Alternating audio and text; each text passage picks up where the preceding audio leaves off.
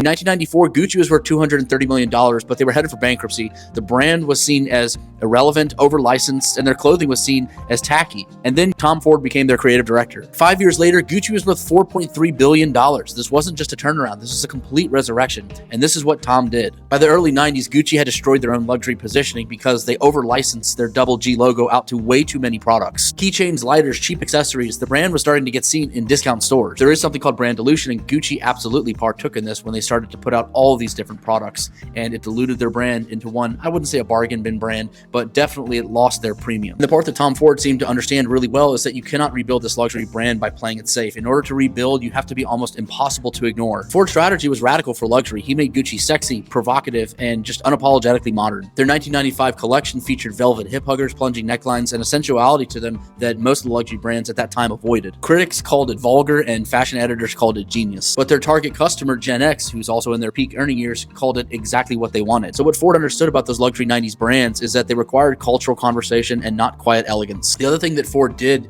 which luxury brands rarely attempted at this point in time because it just wasn't really around, but he created more of that influencer marketing that you see today, but with celebrities who became obsessed with the brand Gucci. Madonna wore Gucci to the 1995 MTV VMAs. Gwyneth Paltrow wore a red velvet Gucci suit to the VMAs. Tom understood that luxury in the 90s wasn't about craftsmanship stories anymore or heritage. It was about who was wearing it and where they were photographed while they were wearing it. And like the fashion icon that he is, he literally engineered these cultural moments that made Gucci the most talked about brand in fashion. And where Ford's strategy proved its brilliance, he didn't just make Gucci cool again, he changed the entire business model. He killed most licensing deals, closed underperforming stores, and focused on directly operated boutiques in major cities. He understood that luxury scarcity creates that demand. So while Gucci's products had been everywhere in the 80s, totally diluting their value, Ford made them hard to find, which in turn made them valuable again. Then the psychology worked. Customers weren't just buying Gucci products. They were buying access to a cultural moment that they didn't want to miss. Tom Ford's Gucci era proved something very powerful about luxury brand resurrection. When a luxury brand loses its positioning, playing it safe becomes a death spiral. Ford followed a framework that luxury consultants still study. First, he eliminated brand dilution by killing off those licensing deals, even though it hurt their short-term revenue. And second, he created provocative designs that generated cultural conversation and press coverage. And third, he created these celebrity moments that made Gucci feel essential to Gen X's cultural identity. Most luxury brands facing extinction try to remind their customers about their heritage. But Ford made people forget Gucci even had a past. All they were focused on was Gucci in the present. Sometimes saving a luxury brand isn't about respecting what it was. It's about having the courage to make it something completely new.